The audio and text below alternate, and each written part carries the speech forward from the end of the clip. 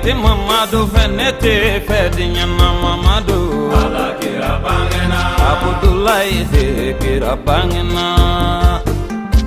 Abangena Amba Aminata de kira bangena Muhammadu Ala kira bangena Minumbi kira feata nufle Abangena Makankalu de kira bangena Ala kira bangena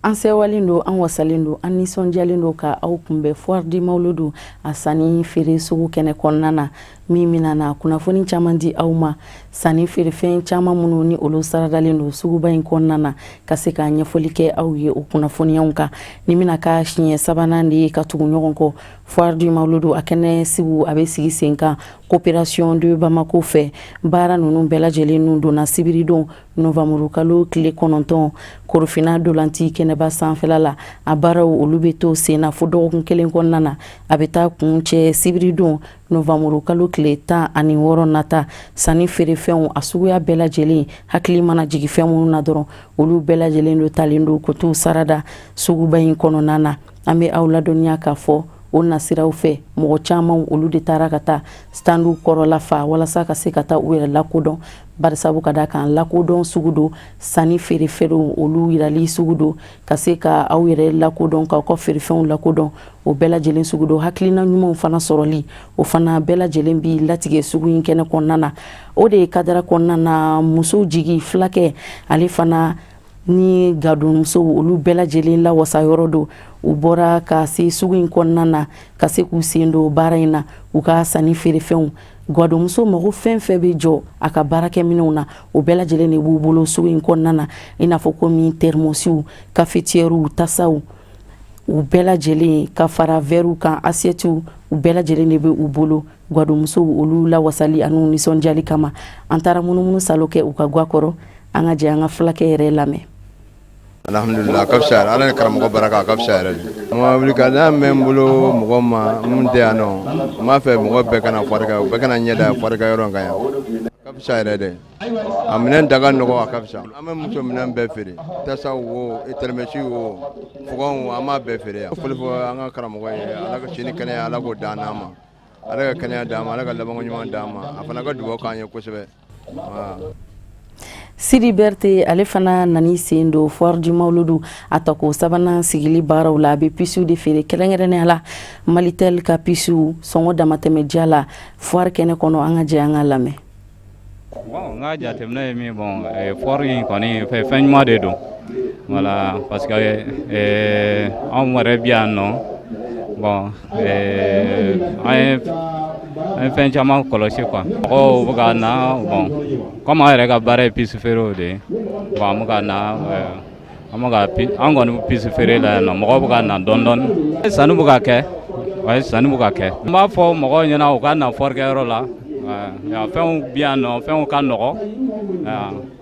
fɛnw ka nɔgɔ quoi a kɛra mawuludu hukumu kɔnɔna la donc a ka sɔngɔw a prix ka nɔgɔ kosɛbɛ quoi. Bon, foire ko in vraiment ɲɛna yɛrɛ de bon ni sera ka continuer a ka ɲi kosɛbɛ quoi voilà c'est à dire mawludu foire ka organiser donc o ye fɛn ɲumanba de ye quoi. Moulin moderne du Mali M3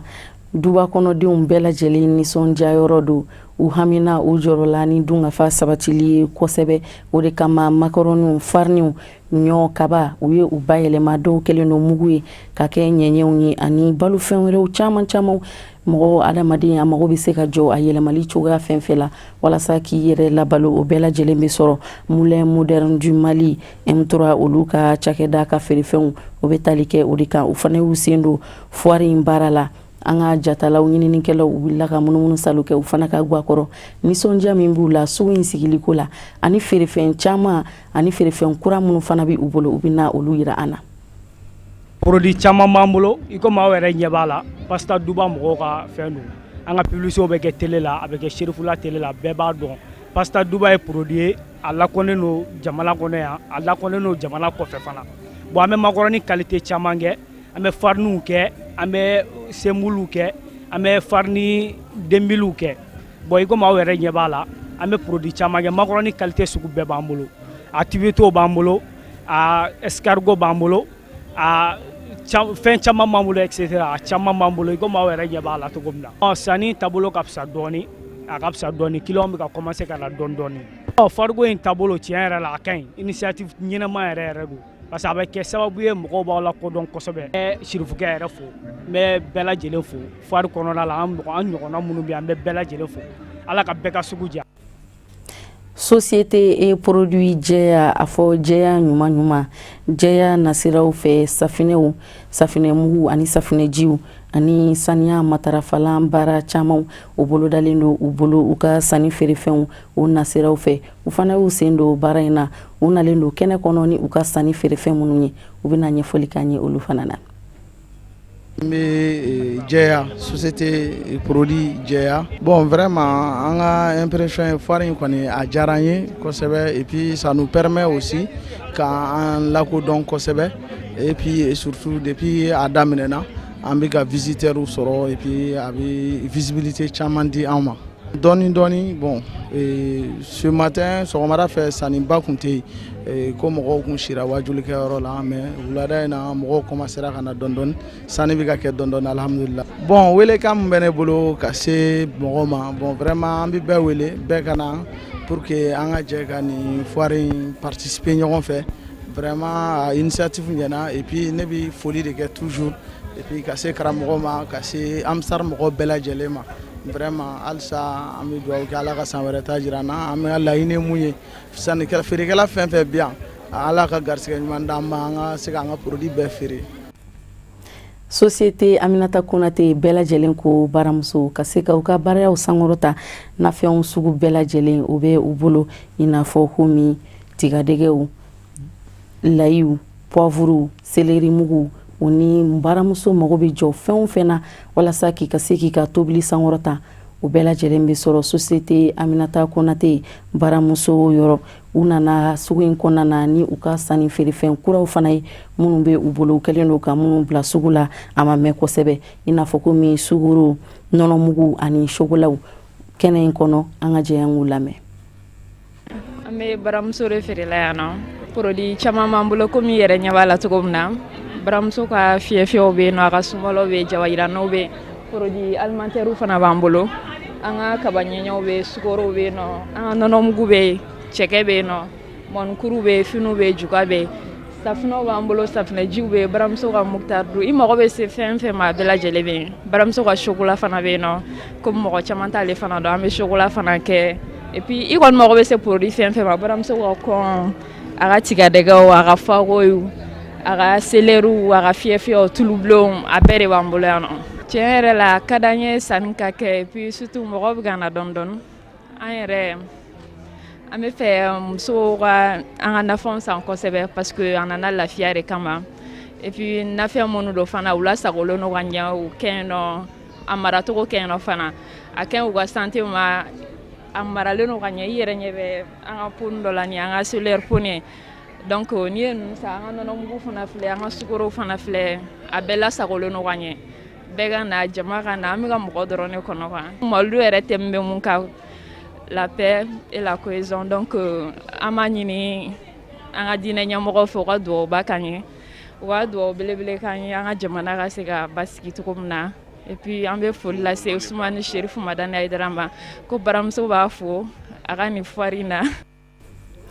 Bamako sigida 6nan ani Kalabankɔrɔ alisilamɛya dɛmɛtɔn Ansaru u taara munumunu salo kɛ foire du Mawlud 2019 o kɛnɛ kɔnɔna na ka bɛn ni ntɛnɛndon novembre kalo tile 11 ye Korofina dolanti kɛnɛba sanfɛla la hakilina minnu bɛ u la ani nisɔndiya min bɛ u la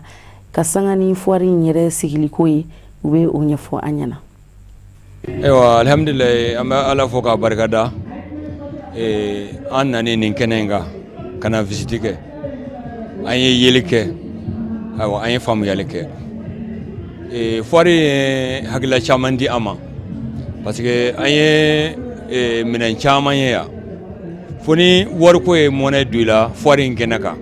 mais kuma dɔw la kɛrɛnkɛrɛn min y'an nisɔndiya kosɛbɛ an y'a ye an ka bamanan finiw ani an ka laadala furaw i mago b'o fɛn o fɛn na o bɛɛ bɛ kɛnɛ kan yan nɔ o la tiɲɛ yɛrɛ la foire in an bɛ dugawu kɛ Ala k'a daminɛ hɛrɛ la ka a laban hɛrɛ la an ye an nisɔndiyara an kunna wolola ni foire in kɛnɛ sigili fana ye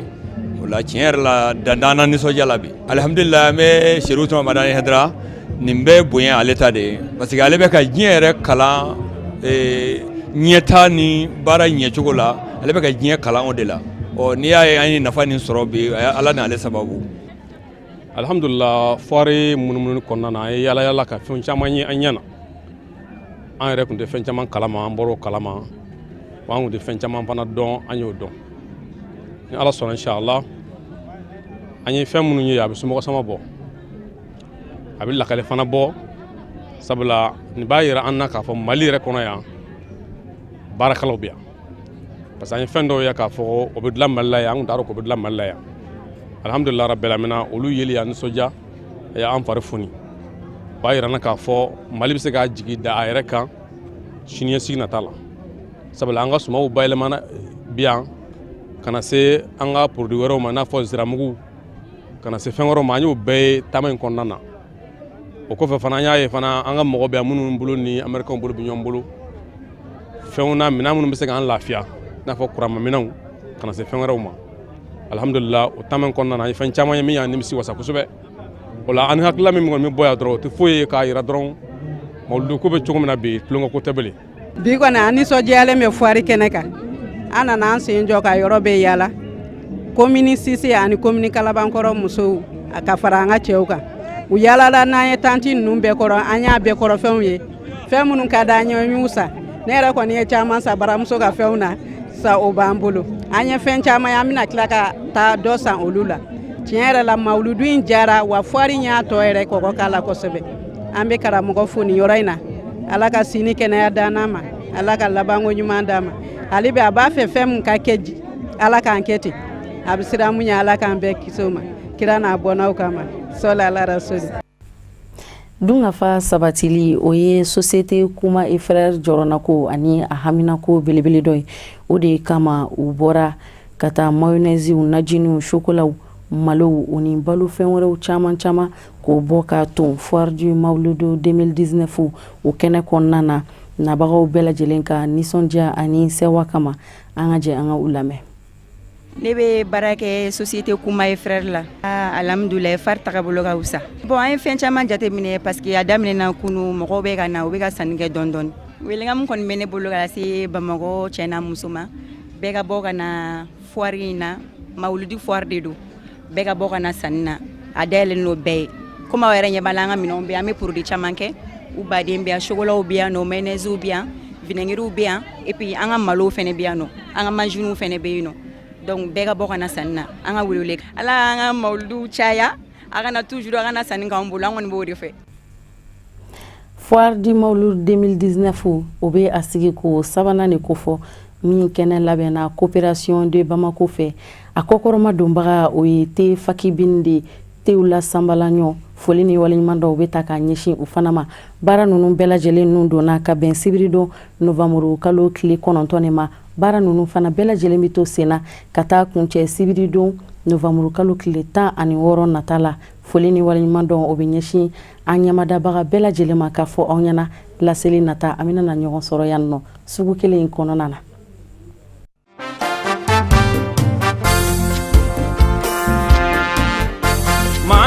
Kira fene bo fene te mamado fene te fedinya na mamado ala kira bangena Abdullahi te kira bangena